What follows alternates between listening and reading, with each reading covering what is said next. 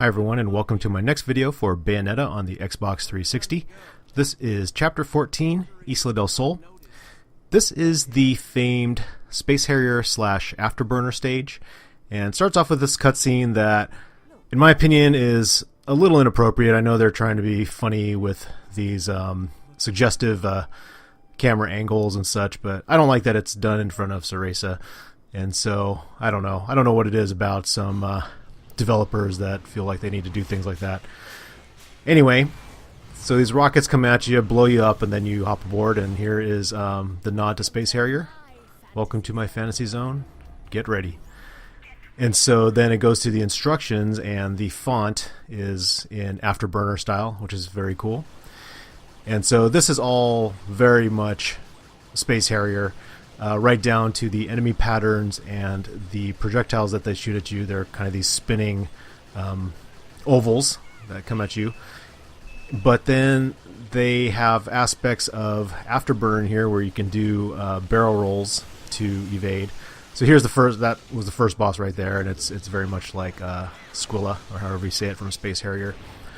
They have some of these fights on top of the rocket to mix things up just a little bit. But for the most part, you're doing this Space Harrier style shooting stuff. And it's kind of cool at first, but this just goes on and on. I could swear that I was in this stage for something like 15 minutes. And, you know, I thought that the racing stage where you're on the motorcycle, I thought that was pretty long.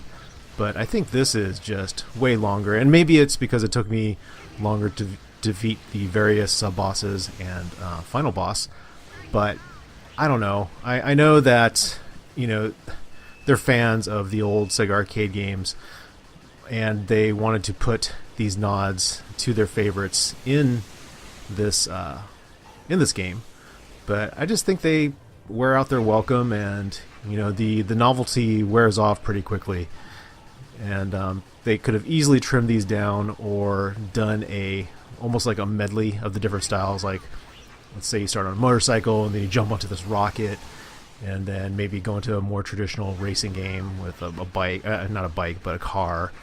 And so, you know, there are different possibilities to make these sequences better and more memorable, instead of having them be way too long and just become really tedious.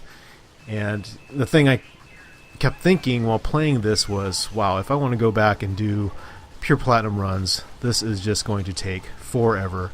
And if I get hit or something late in the stage, that probably means I got to do it all over again, and you know, that could severely hinder my enjoyment or overall enjoyment of this game.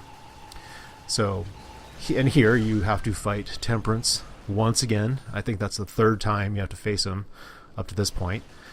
And so you fly in, and after a bit of a cutscene here, you have to fight Jeanne again.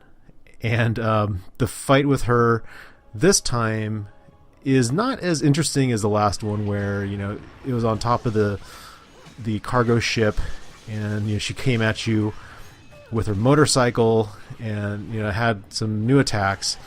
This one, I guess, has a few new things, but for the most part, it's very similar.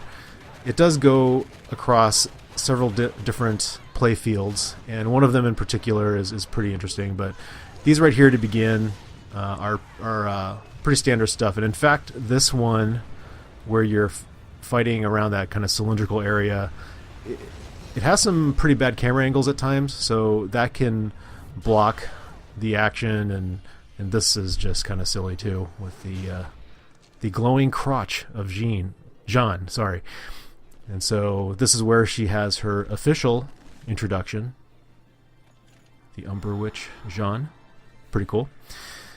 And then you go and do this fight, and she has some interesting attacks, and this is very Zelda-like, where you kind of play tennis with this rocket. You grab it and throw it at each other. So I thought that was kind of funny. That one takes some very quick reaction time. I died there the first time because I wasn't thinking that I had to evade or do the counter. And so now she hops on top of that rocket. You jump. You can die there too. jump up, and now you're fighting on top of this rocket. So just really over the top, which is kind of the, I guess, the theme of this whole game. Jump again, land on another rocket, and continue the battle. And so I think this is where, no, this isn't where it ends, but you do have these sort of Fist of the North Star punching battles, and after you're done fighting on top of these rockets, you will jump down, and this right here mirrors the very first time you fought against her, where you can do the witch walking up on the side of the building and continue fighting her. And as you can see, she has kind of the snake witch attack, and then you do go into these similar quick time events that you had up on the rocket. And so you get through this, and then it goes ahead into a very, very long cutscene that kind of helps develop the relationship between Bayonetta and Jeanne, and flashes back to the beginning, and etc., etc. So I don't want to show that entire thing, so I'm just going to go ahead and stop it right there. Anyway, thanks for checking this out, and I will see you in Chapter 15.